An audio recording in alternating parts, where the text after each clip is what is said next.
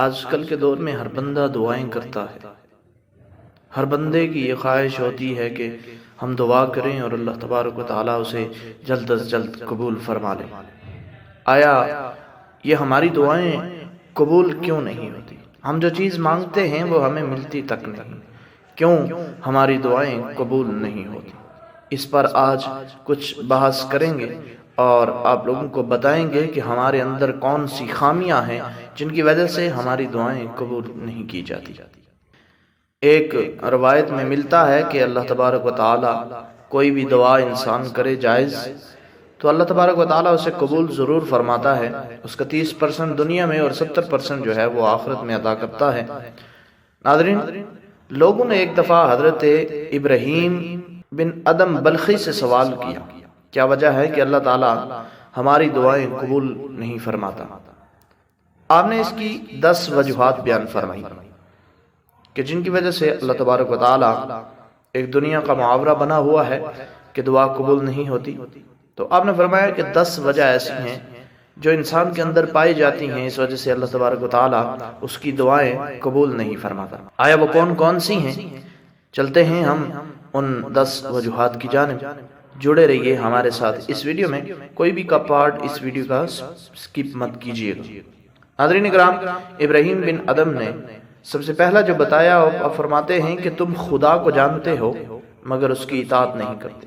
ہم اللہ تبارک و تعالیٰ کو جانتے ہیں کہ اللہ ہے، لیکن پھر بھی ہم اس کو اس طرح سے اس کی اطاعت نہیں کرتے جس طرح اس کی اطاعت کرنے کا حق ہے۔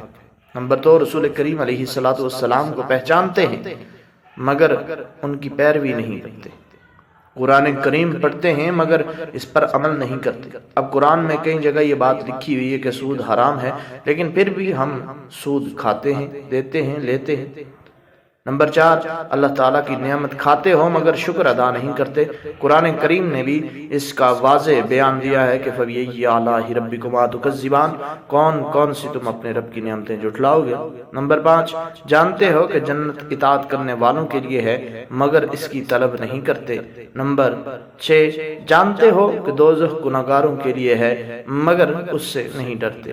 شیطان کو دشمن جانتے ہو مگر اس سے دوستی کرتے ہو، دور نہیں بھاگتے۔ نمبر 8، خیش و اقارب کو، عزیز رشتہ داروں کو اپنے ہی ہاتھوں سے قبرستان کی نظر کرتے ہو، اپنے ہی ہاتھوں سے انہیں دفن کرتے ہو مگر عبرت نہیں پکڑتے۔ نمبر 9، موت کو برحق جانتے ہو مگر عاقبت کا کوئی سامان نہیں کرتے۔ نمبر 10، دوسروں کے عیب جوئی کرتے ہو مگر اپنی برائیوں کو ترک نہیں کرتے۔ ایسے شخص کی دعائیں بھلا کیسے قبول ہوں؟ جس شخص کے اندر یہ 10 خامیاں ہوں اس کی دعائیں کبھی اللہ تبارک و تعالیٰ قبول نہیں کرتا۔ اللہ تعالیٰ ان سب امور سے بچنے کی توفیق عطا فرمائے۔